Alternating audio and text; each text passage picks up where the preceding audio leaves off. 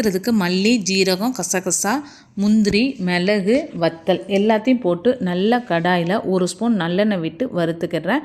நல்லா வறுபட்ட பிறகு தக்காளி, வெங்காயம், 2 ஸ்பூன் அளவுக்கு தேங்காய் பூ எல்லாம் சேர்ந்து நல்லா வறுத்து ஆற வச்சுட்டு இதை மிக்ஸி ஜாருக்கு மாற்றி நல்லா பேஸ்ட்டாக அரைச்சி எடுத்துக்க போகிறோம்.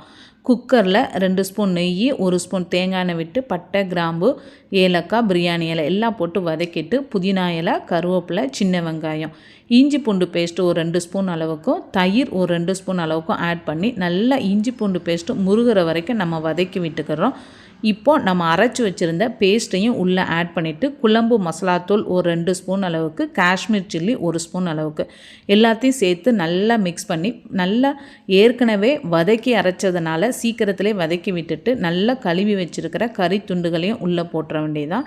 இப்போது கறி கொஞ்சம் எண்ணெய் விட்டு வர்ற வரைக்கும் நம்ம கிளறி விட்டுக்கிட்டே இருக்கணும். நல்லா எண்ணெய் பிரிஞ்சு வந்ததும் கூட கொஞ்சமாக தண்ணி விட்டுட்டு குக்கரை மூடி ஒரு 5 விசில் விட்டால் போதும். மட்டன் நல்லாவே குக் ஆயிரும். இப்போ ஓப்பன் பண்ணிவிட்டு நம்ம இது கூட உருளைக்கிழங்கும் கொஞ்சமாக மல்லி இலையும் போட்டு நல்லா கொதிக்க வச்சு இறக்கிட்டினா போதும். சூப்பரான நல்ல மணக்க மட்டன் குழம்பு ரெடி ஆயிரும். இது சாதம் மட்டும் இல்லாமல் சப்பாத்தி, தோசைக்கு கூட சைடிஷாக எடுத்துக்கலாம். சூப்பரான ஒரு மட்டன் குழம்பும் நீங்களும் ட்ரை பண்ணி பாருங்கள்.